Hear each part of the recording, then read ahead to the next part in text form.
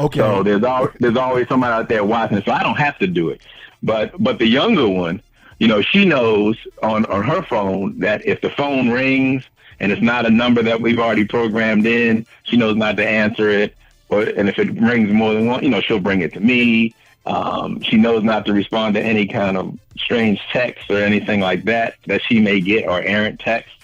So again, having that conversation and it's like parenting in the computer age.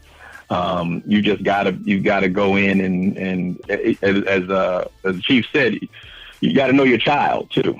Because what you do for one, you may not have to do for the other. You may have to lean harder on one than you do the other. On the 10-year-old, I think I'm going to have to be a little closer, with that one than I am on the 18. Even when the 18-year-old was 13, she wasn't going to try me. I think the 10-year-old might try me a little bit. So as she nods her head to me now, she's sitting in the room nodding her head at me. But but we have that ability, we have that conversation and that respect, that kind of mutual respect in that way. But she knows at the end of the day that what I say goes, and a little app that I have that'll shut her phone down works too. So right. And so here's my thing though, because we have Ambezy here, and I want to hear from her because I've been blocked from my children's social media pages. I'm the pastor. I know you ain't about to ask me what's on there. No, I'm not going to ask you in public. However, I will text you. Ask her if she knows what a Finstagram is. Oh, Finsta. What is that? Finsta. See, I'm not current on a lot of those things. Now what is that? A Finsta is another Instagram account, except it's completely private and you only let your closest friends on it and you just while out on it. Like people, so what they'll do is they'll have their actual, you'll have your actual Instagram account, and it's almost like they use it as a decoy. So for example, your kid might have a Finsta and they might let you, not a Finsta, an Instagram, and they'll let you follow their Instagram, and you'll look on there and you're like, oh, okay, everything's peachy here, everything's cool. But then they have a Finsta account, and like when I say your closest friends, like they might only have 5 followers on that Finsta, and I guarantee you it's not even 5 of their friends, it's their 5 friends Finstas, and they follow each other and they post anything on there. It could be screenshots from text messages. But most kids use it to vent. Okay, so hold on. Wait. See, because I'm not current. And this is called a what? A Finsta. We spelled the T. Yes, Finsta. Oh, F is like F. Yeah, he out here spelling T. I'm going to need the correct spelling on that so that I can get me. That would be FIN. But see, here's the thing, though. No, it's on Instagram. It's just a second Instagram account. Okay, so here's my thing, because I do want to allow my 19-year-old to have privacy. I have sons as well, right? And I'm just gonna be honest. I don't follow them because kids get grown and they develop their own mind and their language and stuff, and so they'll say, "Dad, you can follow me. However, caution, you may see this or you may hear this," and I respect that, you know. And I'm trying to teach them that sometimes you have to protect who you are on social media because people will believe their perception about you, definitely, even though it's pictures and stuff. But Ambezy, what I was getting at, I want to ask you. How do you feel about the chief? Or number one, is he following you? Number two, how do you feel about that? And at what point do you feel he's imposing himself on your privacy as an adult when he inquires about your social media? Okay. Oh, well. Silence. I thought something dropped. Silence. Wait a minute. What's going on here? All right. Well, let me. Okay. let's backtrack here. Let's break it down. Take your time, please. Wow. Yes, break this down, please. No, I was just kidding. And you know your mama's listening too. Yeah. Don't make me call your mama. This is good. Go ahead, MBZ. Go ahead, MBZ. So, I'm on your side. First You of all, go- let you me do say it, girl. this. Let me say this. You know, aside from my homebody life, when I'm sitting on the couch watching Love and Hip Hop, I am an aspiring musician and an actress. Okay. So my Instagram purposely is not necessarily me, but marketable me. Got you. So I warned my dad in advance, like, you know, I'm doing some photo shoots. It might show a little skin. Now, I'm not saying that I have like bikini pictures or anything like that, because there's nothing like that. But, you know, little shoulder, little, you know, little here or there. So, but my Instagram is public. Okay. So my parents, I know they've seen my Instagram, you know, for one thing or another, but you know, I'm open to them following me on my Instagram or my Facebook. Where I get touchy is my Twitter. Because my Twitter is my safe haven in my mind. So you vent on Twitter. Definitely. And it's not only venting, you know, Twitter is really an interesting place. Because why people, would that be interesting Right. and easy? people on there are really wild. I hope you're like number 45. No, people, no. And see, that's what I love about Twitter, because I don't know if you knew this or not, but Donald Trump actually blocked Chrissy Teigen on Twitter because every morning she would say good morning to everybody but at Donald Trump. Like, she would troll him every day. Wow. And, you know, the one thing that is great about Twitter and bad about Twitter is that you can directly talk to people like that. You can directly, people that you think are out of reach, you're right there talking and responding to what they have to say.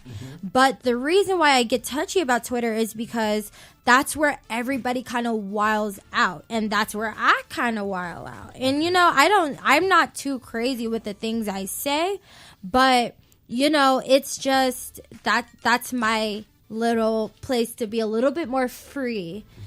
But would I have a problem with my parents seeing it? Not really. Only because I'm not saying anything that's derogative or anything like that. Although the language can get a little colorful. But I'm not doing anything crazy. But to answer your question, no. I really don't mind that my parents follow my social media if they follow my social media, because I have nothing to hide. I'm not on there in the nude. I'm not on there talking about killing myself or bashing or whatever. So, but here's my thing though.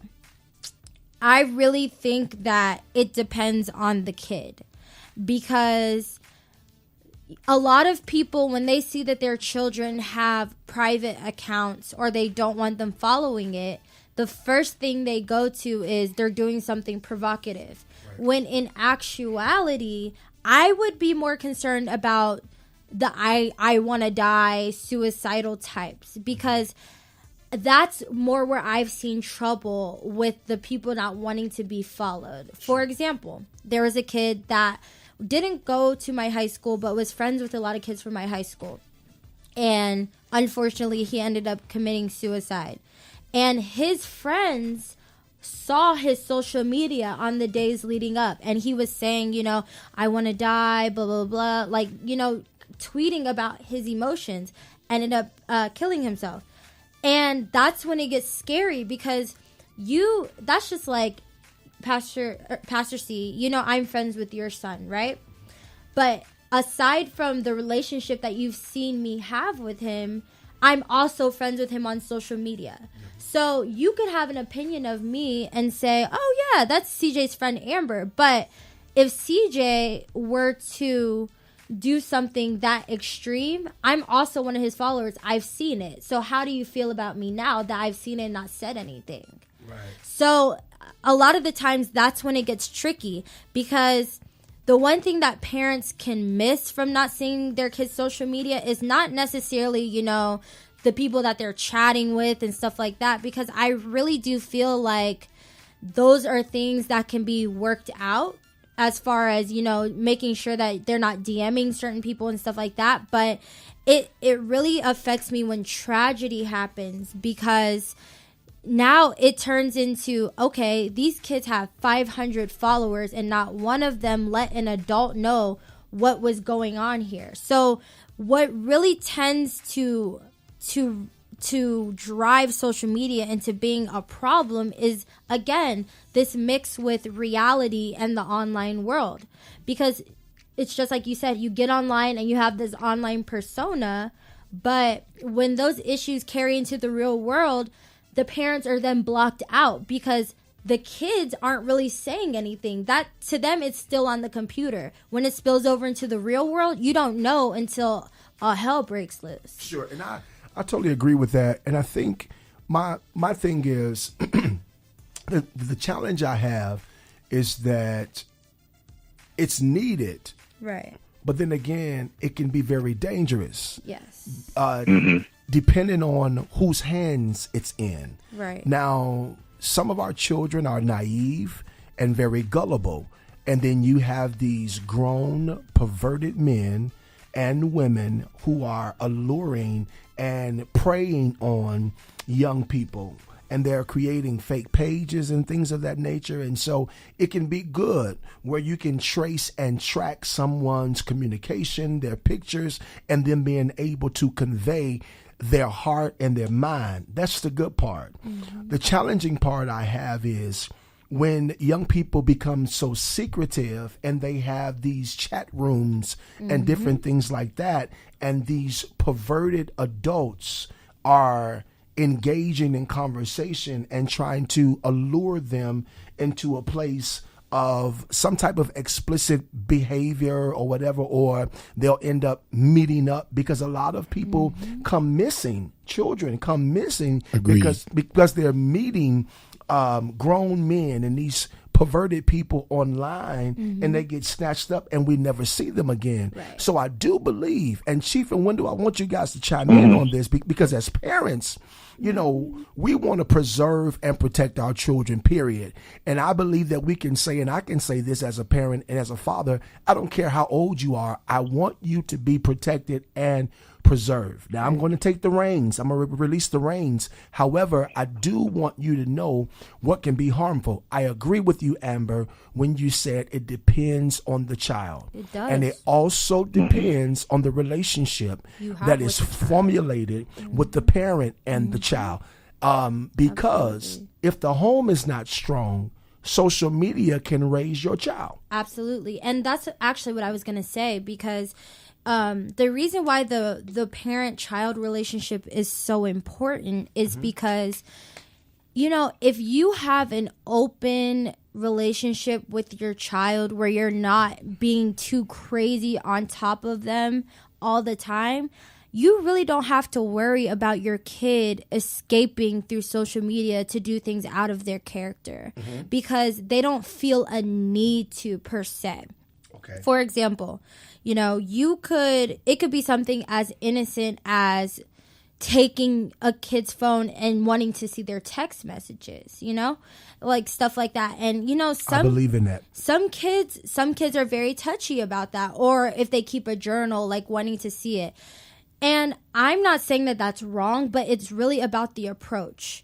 Because if a child is highly emotional and they think that their parents are constantly smothering them, or, you know, trying to dig too deep, or I don't know, if they feel the need to escape, that's when you really have to worry about what they do on social media, because then they're gonna wild out on there. And it's so easy to do that on social media with people you don't know. You get to be whoever you want. You get to talk to whoever you want. And then it's like, you know what? My mom's getting on my nerves, so I'm going to go on here and I'm going to say what I want and I'm going to talk to who I want. So if you keep the lines of communication open with your kids in a way that they don't feel pressured to give you the information, I really think that affects how they'll act on social media. But like you said earlier, it does depend on the child, and you have to know your kid. If your kid is the attention-seeking type, you know, if your kid is kind of the shy homebody type that you don't think you have to worry about, then I would approach it. I would be like, oh, do you have an Instagram? Oh, what is it looking like? You know, I really think that these parents